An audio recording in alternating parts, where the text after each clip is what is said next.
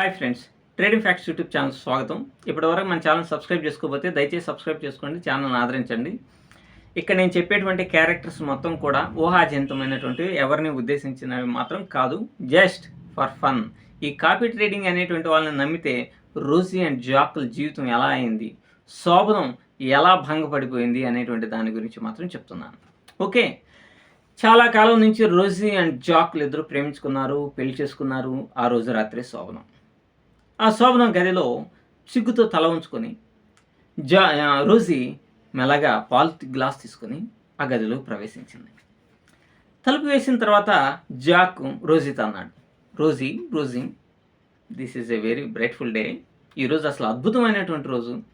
కానీ ఇంతకంటే మనం ఈ శోభనం రాత్రి అద్భుతంగా ఉండాలి, మహాద్భుతంగా ఉండాలి. మనం చనిపోయేంత వరకు ఈరోజు మనకి జ్ఞాపకం ఉండాలి అని చెప్పేసేసి జాక్ అన్నాడు. అనగానే వెంటనే అదేంది రోజీ అందనమాట జాక్తో. ఏం జాక్, ఏంటి, ఎలా, ఏం ప్లాన్ చేసావేంటి అని అన్నది. అనగానే ఏం లేదు, మనం ఇప్పుడు ఈరోజు ఇట్లా నడిపేద్దాం.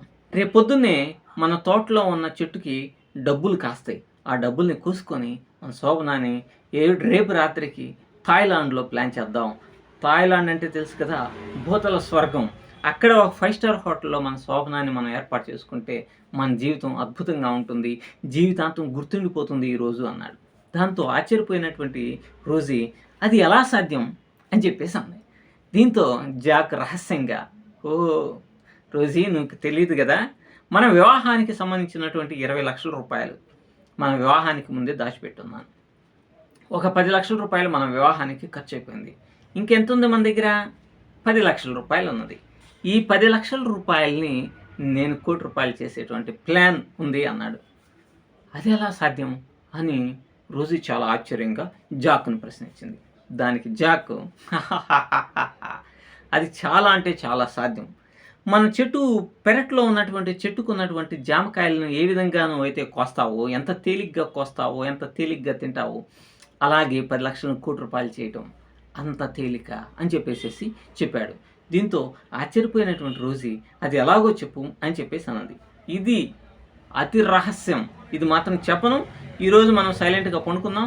రేపు ఉదయం 4 గంటలకి 5 గంటలకు నేను పొద్దున్నే లేచిన తర్వాత వాషింగ్ పౌడర్ నిర్మా అనే దాని సబ్బును ఉపయోగించుకొని బాగా రుద్దుకొనేసి డబ్బులు సంచులు కట్టలు తీసుకొని వద్దాం. రేపు మధ్యాహ్నం ఫ్లైట్, వెళ్ళిపోదాం థాయిలాండ్ అన్నాడు.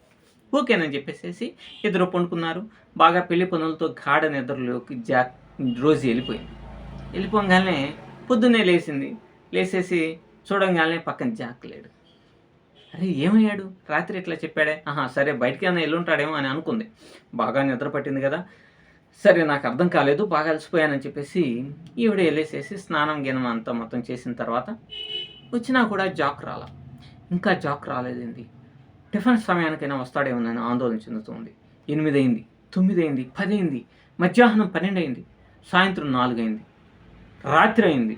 అయ్యో ఏంటి జాక్, థాయిలాండ్లో మన శోభనం అని చెప్పేసి ఎన్నో ఆశలను రగిల్చినటువంటి ఈ జాక్ నాకు చెప్పకుండా పొద్దున్నే డబ్బులు సంచులు కట్టలు తీసుకుని వస్తానని చెప్పినటువంటి వ్యక్తి ఇంతవరకు రాలేకపోయాడే అని చెప్పి మిక్కిలి వేదనాభరితమైనటువంటి హృదయంతో ఆ మంచం పక్కనే దిగాలుగా కూర్చొని. అప్పుడు 2 రోజులు జరిగింది, 3 రోజులు అయిపోయింది. కానీ ఎలాగైనా సరే జాక్ ఏదో అయింది.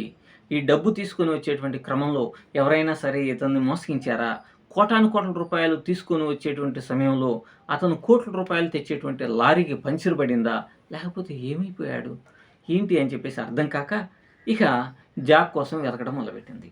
ఇలా 4 రోజులైంది, 5 రోజులైంది, వారం అయింది, 2 వారాలు, 3 వారాలు, 4 వారాలు, 4 రోజులైంది.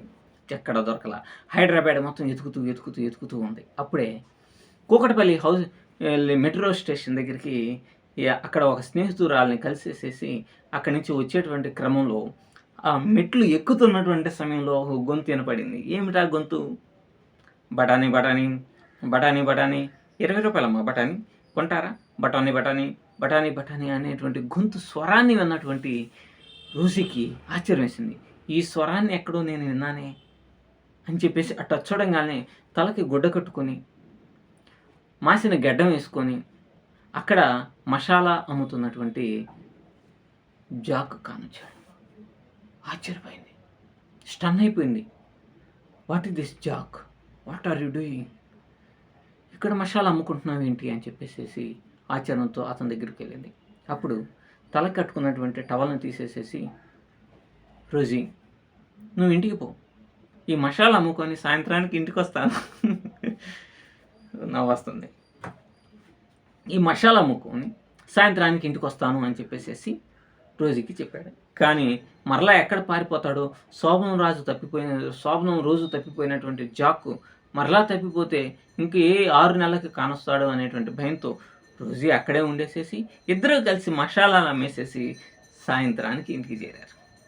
పాపం రోజీ చేత కూడా జాక్ మసాలా అమ్మించాల్సిన పరిస్థితి వచ్చింది. సరే, ఇద్దరు ఇంటికి వెళ్ళిన తర్వాత మాసిన గడ్డంతో ఒక మూల కూర్చున్నాడు. రోజీ గట్టిగా అడిగింది, జాక్ ఏం జరిగింది అసలు, నీకేమైంది, నువ్వెందుకని మసాలా అమ్ముకునే స్థితికి రైల్వే స్టేషన్లో దిగజారిపోయావు? అరే కోట్లు అని చెప్పావే, పొద్దునే డబ్బులు కట్ల తీసుకొని వస్తానని చెప్పావే, మధ్యాహ్నం థాయిలాండ్ వెళ్ళటానికి ఫ్లైట్లో మనం రెడీగా ఉందని చెప్పావే, నేను ఉదయాన్నే లేచి చూసేసరికి నా ఆశలన్నీ అడియాసలైపోయి నువ్వు ఎక్కడికి వెళ్ళిపోయావు. 4 రోజుల నుంచి నీ కోసం వెతుకుతున్నాను, పగలనక రాయనక రే అనక నీ గురించి కళ్ళకంటున్నానే, ఏమైపోయావు? ఆఖరికి శోభనం యొక్క ఆనందం కూడా మిగల్చకుండా వెళ్ళిపోయావే అక్కడ. చాలా బాధపడింది రోజీ. అప్పుడు జాక్ చెప్పడం ప్రారంభించాడు, రోజీ మనం అనుకున్నట్టుగానే అన్నీ అయిపోయింది, అయితే బాగుండేది, కానీ ఈ కింగ్ వల్ల ఈరోజు నేను మసాలా అమ్ముకునే స్థితికి దిగజారిపోయాను అని అంది. ఎవరు ఆ కింగు, ఏమిటి ఆ కింగు?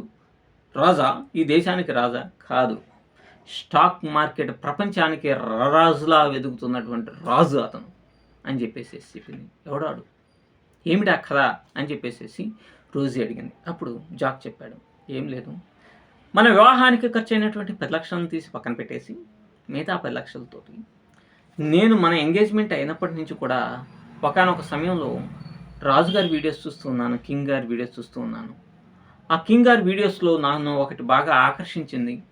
మీరు పొద్దున్నే లేగవండి, డబ్బులు చెట్టుకు కాసినటువంటి డబ్బులను కోసుకొని వెళ్ళండి అనేటువంటి వీడియోస్ చూశాను. అలాగే మీరు అప్పుల్లో ఉంటే ఇదే మార్గం, మీ అప్పుల నుంచి బయటపడేయడానికి ఇదే మార్గం, నన్ను నమ్మండి అని చెప్పేసి ఇట్లాంటి వీడియోస్ చూసేసరేమో. దానిలో మీరు 10 లక్షలు ఇన్వెస్ట్మెంట్ అని చేయండి, ₹1,00,00,000 కాకపోతే అప్పుడు నన్ను అడగండి అనేటువంటి వీడియోస్ చూశాను. కానీ అతను చెప్పినటువంటి విధానం ఇవన్నీ చూసిన తర్వాత వెంటనే నేను మన రాజుగారికి ఫోన్ చేశాను. కింగ్ గారు, నేను ఇప్పుడే మీ వీడియోస్ చూశాను, మీరు చాలా అద్భుతంగా 10 లక్షలను ₹1,00,00,000 చేస్తాను, ఈజీ అంటున్నారు. అప్పులు ఊబిలో కూరుకుపోయినటువంటి వ్యక్తులను కూడా తీసి బయట పారేస్తాను, ఇక మీరు కార్లు, బంగ్లాలు, ఇల్లులు, అబ్బో ఒకటేమిటి రకరకాలుగా బ్రతికేయచ్చు అని చెప్పేసి చాలా విశ్వాసంగా మీరు మాట్లాడుతున్నారే, ఏమిటా కథ అని చెప్పేసి నేను రాజుగారిని అడిగా. అప్పుడు కింగ్ గారు నోరు తెచ్చి, ఓరే పిచ్చివాడ, ఎంతోమంది కోటీశ్వరులను చేశాను రా నేను, 5,000 రూపాయలతో కోట్లు గడించేటట్టు చేశాను రా నేను, డ్రీమ్ హౌస్లు కట్టించాను రా నేను, కార్లు కొనేటట్టు చేశాను రా నేను. నువ్వు ఎంత పెట్టుబడి పెడతావు? 10 లక్షలు, 20 లక్షలు ట్రై చేయి, నెక్స్ట్ రేపు ఉదయానికల్లా నీకు ₹1,00,00,000 వస్తాయి అన్నాడు. ఓకే, ఇట్లా పెళ్ళి అయిపోయింది, ఇది అయిపోయిన తర్వాత నేను ఖచ్చితంగా 20 లక్షలు పెడతాను, ప్రస్తుతానికైతే 10 లక్షలు మాత్రం ఉన్నాయి అంటే ఓకే, ఇమీడియట్గా నేను లింక్ పంపిస్తాను, నువ్వు ఓపెన్ చేయి ఎక్స్నెస్ అకౌంట్, ఓపెన్ చేసి నా రెఫరల్ లింక్ మీదే, అలాగే టెలిగ్రామ్ ఛానల్లోకి రావాలంటే ₹2,000 కట్టాలి, కట్టు, వచ్చేసాయి, నీకెందుకు 10 లక్షలు వేసి పారేసాయి, తెల్లారి నువ్వు లేచేసరికి డబ్బులు కట్టలు నీ ఇంట్లో వాళ్తాయి అని చెప్పేసి చెప్పాడు. దీంతో చాలా ఆశ్చర్యానికి గురయ్యాను. అరే, ధీరుభాయ్ అంబానీ, టాటా బిర్లాలే చేయలేనటువంటి పనిని మన రాజుగారు చేస్తున్నాడు, ఎంత గొప్పవాడు అని చెప్పేసి ఆలోచించి 10 లక్షలు వేశాను. సరే, మన యొక్క శోభనం అనేటువంటిది ఒక డెస్టినేషన్ పెళ్ళిలాగా ఒక డెస్టినేషన్ శోభనం కావాలి అని చెప్పేసి థాయిలాండ్లో రూము గీము ఇవన్నీ బుక్ చేద్దామని కళ్ళగన్నాను. ఇంతలో పొద్దున్నే 4 గంటలకి మన డబ్బు ఎన్ని కోట్లు అయిందో అని సెల్లో చూసుకునేసరికి నా 10 లక్షలు కాస్త 10,000 రూపాయలు కూడా కాలేదు. కనీసం ఈ 10,000 రూపాయలు మనం ఉండేటువంటి కొంపకి రెంట్కి కూడా రాదు కదా. అరే, ఎన్ని కళ్ళగన్నాను అని చాలా ఆందోళనకు గురయ్యాను. అప్పుడే నేను రాజుగారికి ఫోన్ చేశాను. రాజు ఫోన్ ఎత్తలేదు. మెసేజ్ చేశాను, ఎత్తలేదు, ఎటువంటి రెస్పాన్సే లేదు. సరే ఒకానొక సమయంలో ఫోన్లు చేస్తూ చేస్తూ చేస్తూ ఉండగా ఫోన్ లేపాడు. హలో ఎవరు అన్నాడు. అయ్యా నేనయ్యా జాక్ని, 10 లక్షలు వేశాను, మా ఆవిడతో శోభనం థాయిలాండ్లో చేసుకుందామని అనుకున్నాను, కానీ ఇది చూస్తేనేమన్నా మీరు 10 లక్షలు కాస్త 10,000 అయిపోయినాయి, ఈ 10,000తో 2 బికినీలు కూడా వచ్చే పరిస్థితి లేదు నాయన, కాబట్టి ఏంటి పరిస్థితి, మా పరిస్థితి ఏంటి అని ఏడుస్తూ అతన్ని అడిగితే అప్పుడు రాసన్నాడు, రెప్పించివాడ ఇట్లాంటి ఎన్నో చూశాను. 10,000ని 10 కోట్లు చేసిన, 5,000ని కోటి రూపాయలు చేసినటువంటి వాడిని 10,000 రూపాయలని 2 కోట్లు 3 కోట్లు చేయలేనా? ఇంకా నీ దగ్గర ఇంకొక 10 లక్షలు ఉంటే 10 లక్షలు పెట్టేసేయి, దులిపి పారేద్దాం, కోట్లు సంపాదిద్దాం అన్నాడు. కానీ మన దగ్గర ఎక్కడున్నాయి డబ్బులు? ఇప్పటికే మునిగిపోయినాయి. పొద్దున్నే నువ్వు లెగిస్తే ఏం చెప్పాలో ఏంటో నాకు అర్థం కాక నా మైండ్ అంతా ఖరాబ్ అయిపోయి, పొద్దున్నే లెగిస్తే నువ్వు ఎక్కడ చెవాట్లు పెడతావు, మనం కన్న కళ్ళలో సౌధం కూలిపోతుందో, థాయిలాండ్ అని చెప్పేసేసి గపాలు పరికినటువంటి నేను ఈ రోజున ఇంటిని వదిలిపెట్టేసేసి ఆ రోజున బయటకు వెళ్ళిపోయి ప్రతిరోజు రాజుగారికి ఫోన్ చేస్తున్నాను, కానీ వస్తాయి అన్నాడు. ఇంకొక 5 లక్షలన్నా పెట్టు అన్నాడు. ఒంటి మీద చెడ్డీలే అమ్ముకునేటువంటి స్థితికి నేను వచ్చాను ఆయన, ఇంకా నేను ఎక్కడ పెడుతును అని చెప్పేసేసి అన్నాను. ఆఖరికి నాకు అర్థమైంది, రాజుగారు నన్ను మోసం చేశారు, నాలాంటి వాళ్ళు ఇంకా 200-300 మంది ఉన్నారు అని అర్థమైపోయింది. వాళ్ళందరితో ఒక చెడ్డీ గ్యాంగ్గా తయారవుదామని అనుకున్నాను, కానీ ఎవరి కాంటాక్టు నా దగ్గర లేదు. దీంతో చేసేది లేక ఎలాగైనా సరే ఈ 10 లక్షల రూపాయలు మళ్ళా తిరిగి సంపాదించుకోవాలి అనేటువంటి ఉద్దేశంతో మిగిలిపోయినటువంటి ఆ 10,000 రూపాయలని డ్రా చేసుకొని ఇది మరమరాలు, ఏరుశనగపప్పు, బఠానీ, అలాగే బొరుగులు ఇట్లాంటివన్నీ కలుపుకొని మసాలా అమ్ముకుంటున్నాను నెల రోజుల నుంచి. ఒక్కో స్టేషన్ తిరుగుతా, ఎక్కడ బేరం బాగా ఉంటే అక్కడ అమ్ముకుంటున్నాను. ఉదయాన్నే రైల్వే స్టేషన్ దగ్గర, మధ్యాహ్నం ట్యాంక్ బండ్ దగ్గర, సాయంత్రం పూట మల్టీప్లెక్స్ సినిమా థియేటర్స్ దగ్గర అమ్ముకుంటున్నాను. ఆఖరికి ఇట్లా అయింది పరిస్థితి. ఈ 10 లక్షల్లో ఒక 50,000 రూపాయలు మాత్రమే నెలలో సంపాదించగలిగాను. కానీ మన దిగాలని పరిస్థితి ఇట్లా అయిపోయింది అని చెప్పేసేసి జాక్ రోజీతో మొత్తం విషయాన్నంతా చెప్పాడు. అప్పుడు జాక్ అండ్ రోజీ ఇద్దరు కలిసి కింగ్ గారికి ఫోన్ చేశారు. కింగ్ గారు కారులో చాలా వేగంగా ప్రయాణం చేస్తూ ఉన్నాడు. సార్, ఈరోజు ఉదయాన్నే మీ వీడియో చూశాను, చాలా హంబుల్గా చాలా ఇదిగా మాట్లాడుతున్నారు, ఇంకా జాయిన్ కాండి, 10 లక్షలు 20 లక్షలు పెట్టమని చెప్తున్నారు, అసలు ఇది ఎలా సాధ్యమవుతుంది, ఇప్పటికే మాకు మా డబ్బులంతా కూడా నాశనం అయిపోయినాయి అని చెప్పేసి అంటే, అప్పుడు కింగ్ గారు ఏమన్నారో తెలుసా? అమ్మా, మీ దగ్గర ఏమైనా సరే మీరు అప్పుల ఊబిలో నుంచి బయటికి రావాలి అంటే నన్ను ఫాలో అయితే చాలు, మీరు సక్సెస్ అవుతారు. కాబట్టి యూ డోంట్ వర్రీ, ఇంకా ఏదైనా సరే మీ దగ్గర డబ్బు ఉంటే ఆ డబ్బును తీసుకొచ్చి పెట్టండి.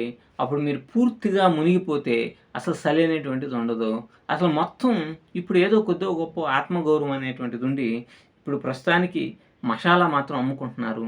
మీ దగ్గర ఉన్నటువంటి మొత్తం కూడా పోయిందనుకో, అప్పుడు ఇక ఏ పని చేస్తే ఏముందలే, ఎట్లా ఒకట్లా బతకాలి కదా అని చెప్పేసేసి రోజీ నువ్వు 4 ఇళ్లలో పాచి పని చేసుకోవచ్చు, జాకు మసాలాలు అమ్ముకోవటం, ఇంటికి గుర్కాగాను అట్లా పనికొస్తారు.